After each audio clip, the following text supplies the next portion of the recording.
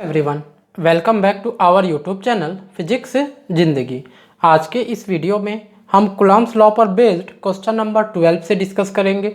इससे पहले question number 11 तक के अगर आपको वीडियोज देखने हैं तो आप यूट्यूब पर सर्च कर सकते हैं Coulomb's law numerical by physics जिंदगी। आपको सभी वीडियोज पार्ट वाइज वहाँ पे दिख जाएंगे या फिर आप चैनल के प्लेलिस्ट में भी जाके देख सकते हैं। तो चलिए हम शुरू करते हैं हमारा आज का यह वीडियो, जिसमें हम कूलम्ब्स लॉ के ही ऊपर क्वेश्चन नंबर 12 से डिस्कस करेंगे। जैसा कि आप स्क्रीन पर देख सकते हैं, क्वेश्चन नंबर 12 के ए में पूछा गया है the distance between the electron and proton in hydrogen atom is 5.3 into 10 to the power minus 11 meter. Determine the magnitude of ratio of electrostatic and gravitational force between them.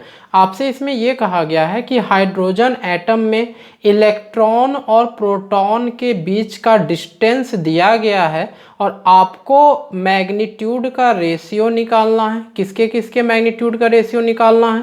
तो electrostatic force और gravitational force का। तो यहाँ पे ratio find करना है electrostatics और gravitational force के लिए। गिवन वैल्यू में हमारे पास डिस्टेंस है, साथ ही साथ हाइड्रोजन एटम के इलेक्ट्रॉन और प्रोटॉन को डिस्कस किया गया है। तो जैसा कि सॉल्यूशन में आप देख सकते हैं कि हमने एक इलेक्ट्रॉन कंसीडर कर लिया और एक प्रोटॉन कंसीडर कर लिया, जिसके बीच के डिस्टेंस को r कंसीडर किया गया है। तो क्या क्या वैल्यू गिवन है, सबसे पहले हम वो मेंशन करते हैं। गिवन दैट क्या दिया गया है? Distance between electron and proton, electron और प्रोटॉन के बीच का डिस्टेंस दिया गया है r is equal to 5.3 into 10 to the power minus 11 metre. अब जैसा कि इलेक्ट्रॉन और प्रोटॉन के बारे में हमें पता रहता है तो वो हम यहाँ मेंशन कर लेंगे, क्योंकि हमें चार्ज के सेंस में इलेक्ट्रोस्टैटिक फोर्स और मास के सेंस में ग्रेविटेशनल फोर्स फाइंड करना है, तभी उसका हम रेशियो भी निकालेंगे।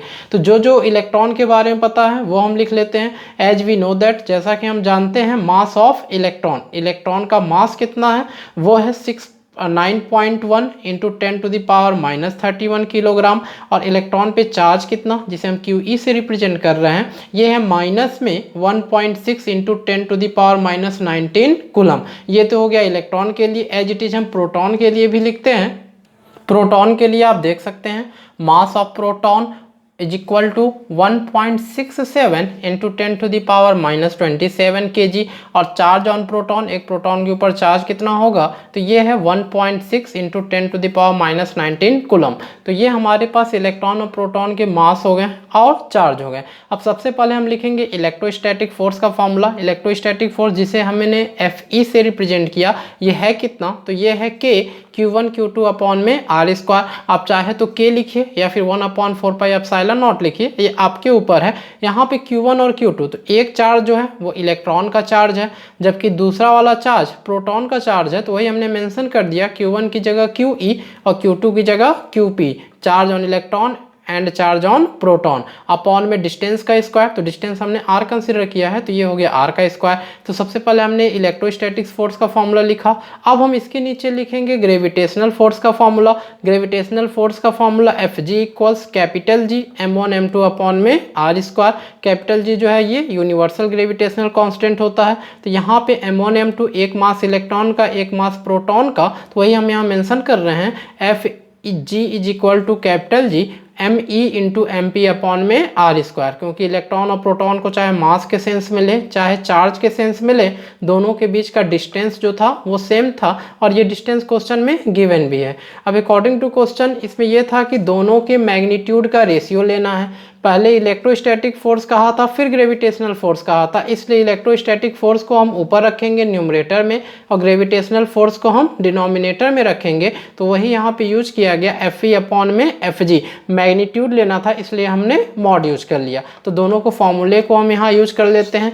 Fe की जगह है K Q E Q P upon में आर स्क्वायर, एफ जी का ये वाला वैल्यू पुट कर दे रहे हैं, G M E M P upon में आर स्क्वायर। अगर आप ध्यान से देखिए तो यहाँ पे भी आर स्क्वायर है, यहाँ पे भी आर स्क्वायर है, ये आर स्क्वायर से आर स्क्वायर कैंसिल हो जाएगा, तो न्यूमरेटर में हमारे पास आ जाएगा K Q E Q P और डिनोमिनेटर में आ जाएगा capital G M E M P. अब इन सब का वैल्यू जो है वो हमें पता है और यहाँ मेंशन भी किया गया था, तो चलिए सबके वैल्यू को लिख के सॉल्व करते हैं। तो इन सब का जो वैल्यू है वो वैल्यू हम यूज करते हैं। हमारे पास के कूलम्स कांस्टेंट का value 9 into 10 to the power 9, charge on electron, क्योंकि यहाँ मैग्नीट्यूड ले रहे हैं इसलिए हमने माइनस साइन नहीं यूज किया, 1.6 10 टू द पावर -19। प्रोटॉन पे भी सेम चार्ज होता है जितना इलेक्ट्रॉन का रहता है, तो यहाँ पे भी आ गया 1.6 10 to the power -19। Capital G universal gravitational constant, इसका वैल्यू है हमारे पास 6.67 into 10 to the power -11। Electron का मास पुट किया 9.1 10 टू द पावर -31 और प्रोटॉन का मास 1.67 इंटू 10 टू द पावर -27। अब यहाँ पे जितने भी विदाउट 10 के पावर वाले टर्म्स हैं उन सभी का आपस में हम मल्टीप्लाई करेंगे। 1.6 का 1.6 में जो आंसर आएगा उसका मल्टीप्लाई 9 में करेंगे तो हमारे पास आ जाएगा 23.04। और 10 के पावर्स को अगर मैनेज करें तो यहाँ पे न्यूमरेटर में 10 टू द पावर -19 ये हो जाएगा -38 और यहाँ पे प्लस में 9 है तो -38 प्लस 9 जैसे ही करेंगे तो ये आ जाएगा हमारे पास माइनस में 29। तो हमारे पास 23.04 इंटू 10 टू द पावर -29।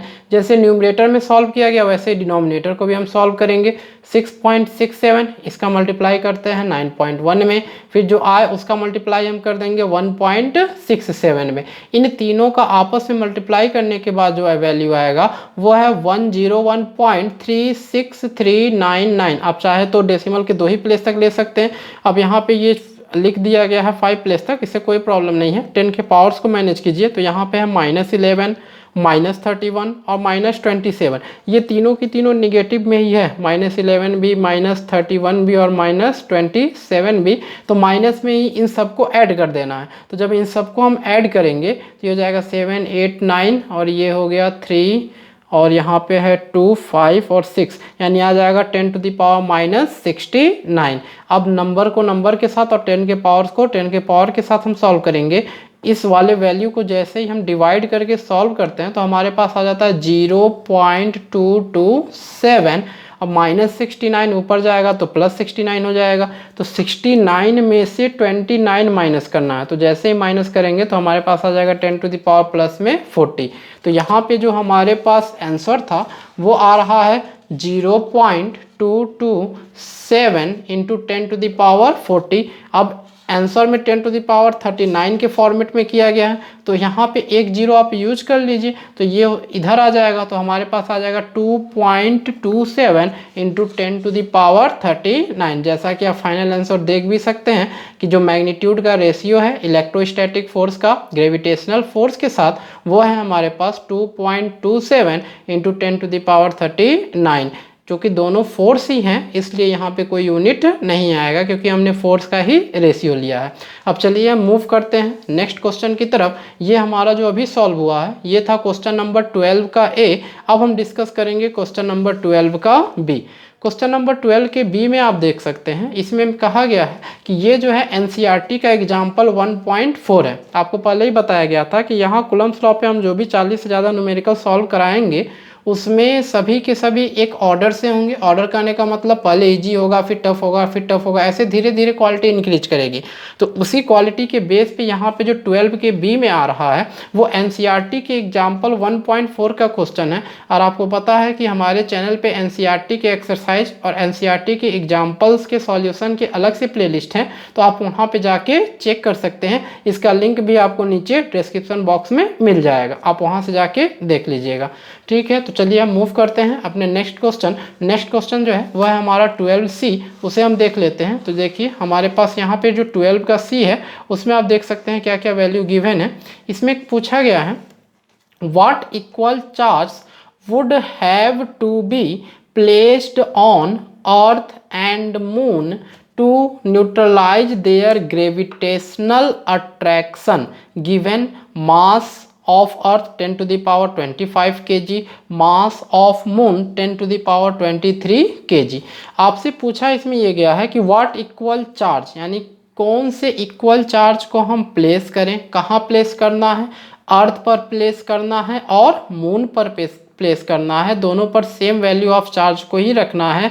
इसको रखने से हो क्या, तो दोनों के बीच में जो ग्रेविटेशनल अट्रैक्शन लगे वो न्यूट्रलाइज हो जाए। और इसे सॉल्व करने के लिए हमारे पास अर्थ का और मून का दोनों का मास गिवन है। तो चलिए इसे हम सॉल्व करते हैं। सॉल्व करने के लिए जो जो वैल्यू हमारे पास यहाँ पे गिवन है उसे हम लिखेंगे। गिवन वैल्यू में हमारे पास है क्या क्या, तो उसे आप देख सकते हैं। मास ऑफ अर्थ, इसे हमने m1 कंसिडर कर लिया, आप चाहे तो me कंसिडर कर सकते हैं, ये आपके ऊपर डिपेंड करता है कि आप कौन सा नोटेशन यूज करना चाह रहे हैं। तो मास ऑफ अर्थ के लिए हमने m1 कंसिडर किया, ये गिवन था 10 to the power 25 kg। Mass of moon ये गिवन है 10 to the power 23 kg। अब क्वेश्चन में कहा है कि दोनों जगह इक्वल चार्ज है, तो यानी Q1 और Q2 को हमने कंसिडर कर लिया Q के इक्वल, क्योंकि इक्वल थे तो हमने डायरेक्ट Q ही कंसिडर किया। अब यहाँ पे कहा है टू न्यूट्रलाइज ग्रेविटेशनल अट्रैक्शन, दोनों को ग्रेविटेशनल अट्रैक्शन को न्यूट्रलाइज करने के लिए ये तभी न्यूट्रलाइज होगा जब ग्रेविटेशनल फोर्स का वैल्यू जो है चार्ज के कारण लगने वाले इलेक्ट्रोस्टैटिक फोर्स के इक्वल हो जाए। मीन्स Fg का वैल्यू Fe के इक्वल हो जाए, जितना ग्रेविटेशनल फोर्स एक्ट करे सेम उतने ही अमाउंट में इलेक्ट्रोस्टैटिक फोर्स भी जब एक्ट करेगा तो वहाँ पे ये न्यूट्रल रहेगा। और फाइनली इसी का यूज करके हम चार्ज का वैल्यू फाइंड करेंगे। जैसा कि आप देख सकते हैं कि इसमें सबसे पहले हमने ग्रेविटेशनल फोर्स Fg का फॉर्मूला यूज किया। Fg इक्वल्स है capital G m1 m2 by R square, और इलेक्ट्रोस्टैटिक फोर्स K का हमने फॉर्मूला यूज किया Q1 Q2, तो यहाँ दोनों Q ही था, अपॉन में डिस्टेंस का स्क्वायर। जब फोर्स निकालना है तो दोनों के लिए हम डिस्टेंस सेम लेंगे। अब यहाँ पे अगर आप देखें तो आर स्क्वायर से आर स्क्वायर ये दोनों टर्म कैंसिल हो जाएंगे। हमें फाइंड करना है Q, तो Q का मल्टीप्लाई Q में करेंगे तो Q स्क्वायर हो जाएगा। तो Q स्क्वायर को आप इधर ही रहने दें, और इस K को जब भेजेंगे तो ये मल्टीप्लाई में यहाँ जाएगा डिवाइड में, तो K जो है यहाँ पे डिनोमिनेटर में चला जाएगा, तो ऊपर न्यूमरेटर में आएगा G m1 m2 और डिनोमिनेटर में K। तो इसे ही थोड़ा एडजस्ट करके लिख दिया गया, मतलब पहले Q स्क्वायर को लिखा गया फिर इसको लिखा गया है। तो हमारे पास न्यूमरेटर में G m1 m2 और K जो है यहाँ अपॉन में गया था तो अपॉन में आ गया K। सबका वैल्यू हमें पता है तो हम यहाँ यूज कर लेते हैं सबके वैल्यू को। Capital G universal gravitational constant, इसका वैल्यू कितना, तो इसका वैल्यू आप जानते हैं 6.67 into 10 to the power -11। Mass m1 का मास गिवन था, अर्थ का मास 10 to the power 25, m2 का मास 10 to the power 23, और यहाँ पे कैपिटल ये जो K है ये है कुलम्स कांस्टेंट, और कुलम्स कांस्टेंट होता है 9 इंटू 10 to the power 9। अब चलिए हम इसे सॉल्व करते हैं। यहाँ अगर आप देखिए तो विदाउट 10 के पावर में सिर्फ ये अकेला टर्म है, तो उसको हमने वैसे ही रहने दिया, और 10 के पावर्स को सॉल्व कर लेते हैं। तो यहाँ पे 25 और 23, 25 में हम 23 को ऐड कर देते हैं क्योंकि दोनों पॉजिटिव ही हैं, तो ये हो जाएगा 48, और यहाँ 48 में से फिर -11 करना है, मतलब 48 में से ही 11 को माइनस कर देना है, तो हमारे पास आ जाएगा 37। तो हमारे पास न्यूमरेटर में आ गया 6.67 into 10 to the power 37। Denominator में देखिए तो सेम टर्म को ही रिपीट यहाँ किया गया, क्योंकि यहाँ पे विदाउट 10 का पावर सिंगल टर्म है और 10 के पावर में भी वही है, तो यहाँ पे ऐसे ही लिख दिया गया। अब इन दोनों को हम आपस में सॉल्व कर लेते हैं और 10 के पावर्स को आपस में सॉल्व करते हैं। तो 6.67 को जब 9 से हम डिवाइड करेंगे तो हमारे पास आ जाएगा 0.741। ये पावर जो 9 नीचे प्लस में है ऊपर जाएगा तो माइनस में हो जाएगा, तो 37 में से हम 9 माइनस करेंगे तो 37 में से 9 माइनस करने पे आ जाएगा 28, इसलिए यहाँ लिखा गया 10 to the power 28। ये हमारे पास जो है Q स्क्वायर का वैल्यू आया है, और हमें जो है Q स्क्वायर नहीं Q फाइंड करना है। तो जैसे ही स्क्वायर हटाएंगे तो यहाँ पे रूट में आएगा, रूट में मिल जाएगा 0.741 10 to the power 28। तो जब 10 के पावर में इवन नंबर होता है तो ये रूट से डायरेक्ट बाहर हो जाएगा, तो 28 है तो 14 बन के बाहर जाएगा, जबकि इसका हम रूट वैल्यू फाइंड कर लेंगे। तो हमारे पास 0.741, इसका जब रूट वैल्यू हम यूज करेंगे तो हमारे पास रूट वैल्यू में है कितना, तो रूट वैल्यू में आ जाएगा 0.86। ये 0.741 का रूट वैल्यू आ गया 0.86, और 10 to the power 28 को बाहर किया तो ये हो गया 10 to the power 14। तो फाइनली एक जीरो अगर हम इसमें से यूज कर लें तो ये डेसिमल एक साइड इधर आ जाएगा, मीन्स राइट साइड चला जाएगा। तो फाइनली हमारे पास जो आंसर आएगा, चार्ज का जो वैल्यू आएगा वो है हमारे पास 8.6 इंटू 10⁻13 कूलम। तो यही वह अमाउंट ऑफ चार्ज है जिसे अर्थ पे और मून पे दोनों जगह प्लेस किया जाए तो जो ग्रेविटेशनल फोर्स और इलेक्ट्रोस्टैटिक फोर्स लगेगा वो एक दूसरे को न्यूट्रलाइज कर देंगे, मीन्स Fg और Fe का वैल्यू इक्वल होगा। तो ये था हमारे पास क्वेश्चन नंबर 12 का सी। अब चलिए हम मूव करते हैं अपने नेक्स्ट क्वेश्चन। नेक्स्ट क्वेश्चन जो है वो है हमारे पास क्वेश्चन नंबर 13 का ए। इसके भी पार्ट्स हैं, तो 13 के ए में चलिए देख लेते हैं कि इसे कैसे हम पूछा गया है और इसे कैसे सॉल्व करेंगे। 13 का ए नंबर क्वेश्चन ये आपकी स्क्रीन के सामने है, इसे आप देख सकते हैं। इसमें पूछा गया है two insulated charged copper spheres A and B have their centers separated by a distance of 50 centimeter. What is the mutual force of electrostatic repulsion if the charge on each is 6.5 into 10 to the power minus 7 coulomb? The radii of A and B are negligible compared to the distance of separation. Also compare this force with their mutual gravitational attraction if each weigh 0.5 kg. Question थोड़ा सा long है, फिर भी चलिए देखिए इसमें क्या क्या पूछा गया है। इसमें आपसे ये कहा गया है कि हमारे पास दो इंसुलेटेड चार्ज कॉपर स्फेयर्स हैं, दोनों के नेम्स कंसिडर किए गए हैं ए एंड बी, ये क्वेश्चन में गिवन है। फिर आपसे ये कहा गया है कि जो इनके जो सेंटर्स हैं, मीन्स इनके सेंटर जो चार्ज कॉपर स्फेयर्स हैं, इनके सेंटर्स के बीच का डिस्टेंस दिया गया है 50 सेंटीमीटर। अब सेंटीमीटर में यहाँ कूलम यूज किया गया तो SI यूनिट में हम इसको सेंटीमीटर से मीटर में चेंज करके लिख देंगे। फिर कहा what is the mutual force of electrostatic repulsion, इनके बीच में मीन्स स्फेयर ए और स्फेयर बी के बीच में इलेक्ट्रोस्टैटिक रिपल्सन कितने का एक्ट करेगा अगर दोनों का जो चार्ज है, मतलब स्फेयर ए और स्फेयर बी, यहाँ कहा गया if the charge on each, यानी दोनों पे charge 6.5 into 10 to the power minus 7 coulomb का हो। तो सबसे पहले डिस्टेंस भी गिवन हो गया, दोनों पे चार्ज भी गिवन हो गया, तो कूलम्स लॉ लगा के हम आसानी से इलेक्ट्रोस्टैटिक रिपल्सन निकाल सकते हैं। इसके बाद कहा गया है कि जो रेडियाई है, मीन्स जो रेडियस है ए और बी का, वो नेग्लिजिबल है उनके सेपरेशन के डिस्टेंस के। तब आपको यहाँ फिर फाइंड करना है म्यूचुअल ग्रेविटेशनल अट्रैक्शन, उनके वेट दिए गए हैं उनके मास के फॉर्म में, ये कहा गया वे कहा गया ना, मीन्स यहाँ तोला गया है 0.5 kg में। ठीक है, तो चलिए यहाँ पे इसे हम सॉल्व करते हैं। जो जो वैल्यूज गिवन है पहले हम उसे लिखेंगे। Given values are charge on each spheres, दोनों स्फेयर के ऊपर चार्ज कितना, तो Q1 और Q2 दोनों के लिए सेम ही होगा, 6.5 into 10 to the power minus 7 coulomb. Distance कितना गिवन है, तो डिस्टेंस R जो गिवन है दोनों के सेंटर्स के लिए वो है 50 सेंटीमीटर। सेंटीमीटर को मीटर में कन्वर्ट करने के लिए 50 into 10 to the power minus 2 metre. फिर मास कहा गया है कि दोनों का मास जो है M1 और M2 वो है 0.5 kg।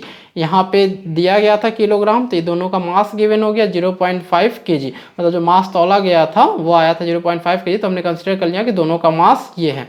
अब बारी बारी से निकालेंगे। सबसे पहले हम रिपल्सिव फोर्स निकाल लेंगे कूलम्स लॉ का यूज करके, फिर ग्रेविटेशनल फोर्स निकालेंगे। तो चलिए कूलम्स लॉ का यूज करते हैं। The electrostatic force of repulsion, क्या है रिपल्सिव फोर्स, तो कूलम्स लॉ का formula F equals K Q1 Q2 upon में R square, K Coulomb's constant 9 into 10 to the power 9। Q1 और Q2 दोनों का वैल्यू सेम है, तो हमने सेम वैल्यू यूज कर लिया यहाँ पे 6.5 into 10 to the power minus 7, और दूसरे वाले चार्ज के लिए भी 6.5 into 10 to the power minus 7। Distance का स्क्वायर है अपॉन में R स्क्वायर है, इसलिए R का स्क्वायर हमने किया, 50 को 2 टाइम्स लिख लिया, और 10 टू द पावर माइनस 2 का स्क्वायर करेंगे तो हो जाएगा 10 टू द पावर माइनस 4।